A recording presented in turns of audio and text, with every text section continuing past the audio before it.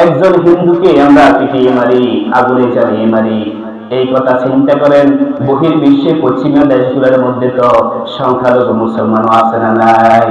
আমার বন্ধুগণ, কালামে মাজিদের মধ্যে আল্লাহ তাআলা বলেন, ওয়ালা তা'তাদু ইন্নাল্লাহা লা ইউহিব্বুল মু'তাদিন।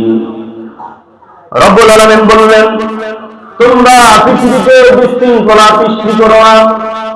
নিঃসন্দেহে আল্লাহ বিশৃঙ্খলা সৃষ্টিকারীদেরকে ভালোবাসেন না।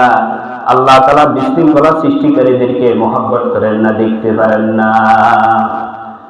তাহলে আমার বন্ধুগণ, আমরা যখন আইনকে নিজের হাতে তুলে নিয়ে বিচার শুরু করব, তাহলে পৃথিবীর মধ্যে বিশৃঙ্খলা সৃষ্টি হবে, আরো অরাজকতা সৃষ্টি হবে, অস্থিতিশীল অবস্থা সৃষ্টি হবে।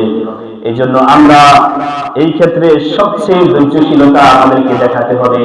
কারণ হচ্ছে, আমাদের দেশে যদিও আমরা মুসলমানরা সংখ্যাগরিষ্ঠ, এই সুযোগকে আমরা কাজে লাগিয়ে যদি একজন হিন্দুকে আমরা পিটিয়ে মারি, আগুনে জ্বালিয়ে মারি, এই কথা চিন্তা করেন বহির্বিশ্বে পশ্চিমা দেশগুলোর মধ্যে তো সংখ্যালঘু মুসলমানও আছে না নাই?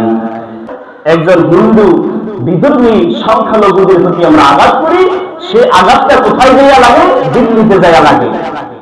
আর মুসলমানরা যেই সমস্ত দেশগুলোতে সংখ্যালঘু আছে, সেই সমস্ত দেশগুলোতে মুসলমান আমাদের ভাই বোনরাই কিন্তু এই নির্যাতনের শিকার হয়, সেটা প্রতিফলন হয় অন্যান্য পশ্চিমা দেশগুলোতে। এই জন্য আমাদের প্রত্যেকটি পদক্ষেপ আমাদেরকে সেইভাবে নিতে হবে, যাতে করে পশ্চিমা দেশগুলা এই কথা না বলতে পারে যে মুসলমানরা হচ্ছে রক্ত পিপাসু, মুসলমানরা হচ্ছে একটা বিশৃঙ্খলা দল বা বিশৃঙ্খলা একটা ধর্ম।